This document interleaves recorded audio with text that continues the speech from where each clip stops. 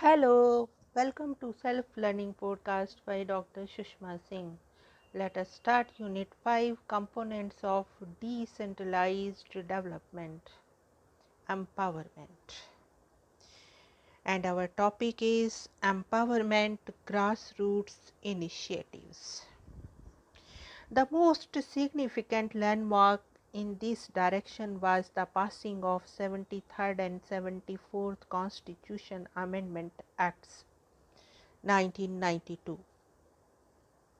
These acts provided one-third reservation of seats for women in the rural and urban local bodies, that is the Panchayati Raj institutions and municipal bodies. These acts provides that in every panchayat or municipality, seats shall be reserved for the SC and ST in proportion to their population. It further provides that not less than one-third, including the number of seats reserved for women belonging to the scheduled caste and scheduled tribes, of the total number of seats to be filled by direct election in every panchayat or municipality shall be reserved for women, and such seat may be allotted by rotation to different constituency in the panchayat or municipality. Article 243D 3 and 243T3. The acts also provide that not less than one-third of the such reserved seats shall be reserved for SC and ST women as the case may be. Besides, seats are also reserved for the office of the chairpersons in the rural as well as urban bodies. As far as reservation for OBC is concerned, it has not yet been mandated by the Act. However, it has been left on the discretion of the states. Now let us move to the next point, empowerment operational framework. Empowerment is one of the major objectives of the third generation of panchayats in the India. It is not simply a statutory provision to be given from above. It is rather a process to be reactivated with initiatives from the below. It looks for a transformation in the pre-existing structural arrangements of society that legitimize the structure of subordination of women and the marginalized groups. Over the last decade, both intensive and extensive experimentation in this direction were undertaken by the Panchayati Raj institutions (PRIs) and the urban local bodies (ULBs). The functioning of the PRIs and ULBs during the last decade shows that the participation of women, SC, ST and OBC in these bodies is considered essential, not only for ensuring their political participation in the democratic process, but also for realizing the developmental goals for them. Their participation in these bodies can be as voters, as members of political parties, as candidates, and as elected members of PRIs and ULBs.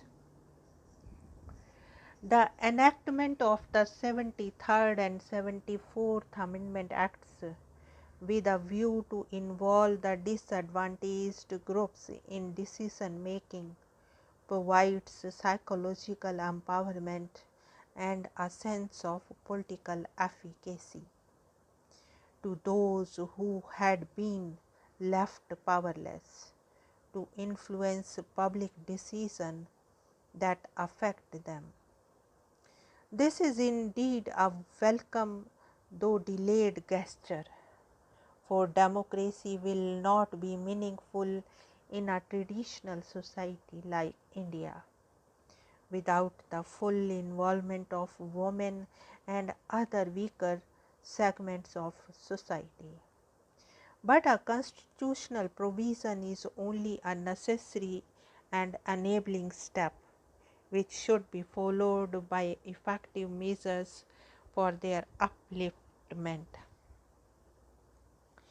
In the sense of its being an enabling and necessary, though not sufficient condition for empowerment, the acts are a milestone in the way of women and other weaker sections assuming leadership and decision making position, as it makes such a role mandatory and universal for the whole of India.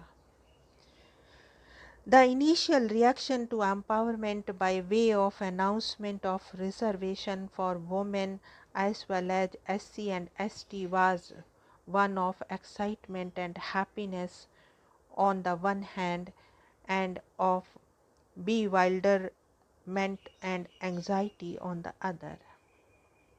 Even scholars on women's studies and development workers were of the view that findings 7.95 lakh women to occupy the membership positions for the three-tier PRI by the time elections have to be held all over the India would be a difficult task.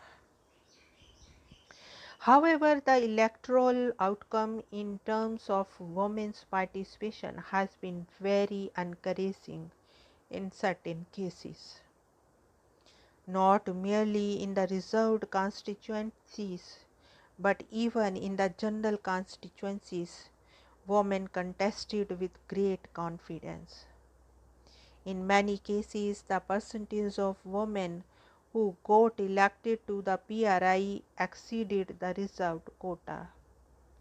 The first elections to the PRI after the 73rd Amendment Act suggested that in Karnataka 43%, Madhya Pradesh 38% and West Bengal 35% of elected positions in the PRIs were held by women. It was probably such an encouraging development in these elections that made persons like Bisu Patnaik to ask for 50% reservation of seats for women in the Panchayati Raj system. In Haryana, for the first time, a large number of women took up posts such as Panch, numbering 17,918, Sarpanch 1,978, members of Panchayat Samiti 806, chairpersons of Panchayat Samiti 37, members of Jilla Parishad 103 and chairpersons of Jilla Parishad 5. In Karnataka, where elections to the grassroots tier were held in 1994, women's representation was quite encouraging. Out of the total 80,627 seats in 5,640 gram panchayats, 43.77% were held by women. In their second term, that is in 2000 elections, total number of women adhyakshas and women upadhyakshas elected in the Jilla Panchayats were 18. In Taluk Panchayats 115 and in Gram Panchayat 4,291 were women office bearers. Karnataka has the distinction of having the highest number of women elected at all levels. 37,689 or 46.7% from Gram Panchayat, 1,343 or 40.2% for Taluk levels, and 335 or 36.45% for the Jilla Panchayat. Karnataka also had an all-women panchayat in Maidolalu village in Bhadravati Taluk of Simonga district. When the new government of NDA coalition came to power in Bihar in February 2006, by an ordinance, it made a provision to reserve 50% seats for women and also OBC in proportion to their population.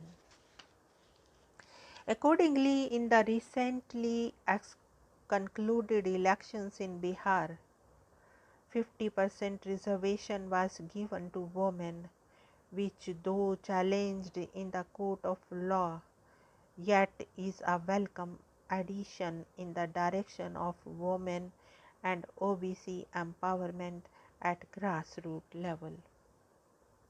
So far as the participation of women in the ULBs is concerned, we find more or less similar situation.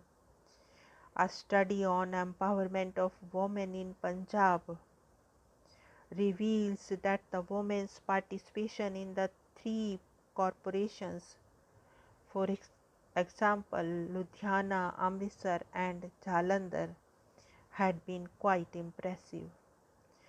This is visible from the fact that in 1997 elections 63 women had been elected as municipal councillors in these three corporations, and most of these elected women were below 40%, 40 years. Another interesting feature of these councillors was that more than half, that is 32% of them, had educated up to matric and only 16% were completely illiterate. Around 36% of the councillors were either graduates or postgraduates. Of these, only 2 were professionally qualified. One was dealing with a business in computers, while another was looking after a farm or poultry. The elections of 2002 to the urban local bodies of Kerala proves that given an opportunity, women are capable of assuming powerful positions and making meaningful decisions and implementing them too. The percentage of women representation in the municipalities was 36.88 and in the corporations was 35.07. If we compare these figures with the 1995 election, we find that there has been an increase in the percentage of women representation. The same trend, that is, greater presence of women in urban local bodies, is also witnessed in Tiruvendram. Here again, the increased participation is due to 33% reservation of seats for women in the urban local bodies.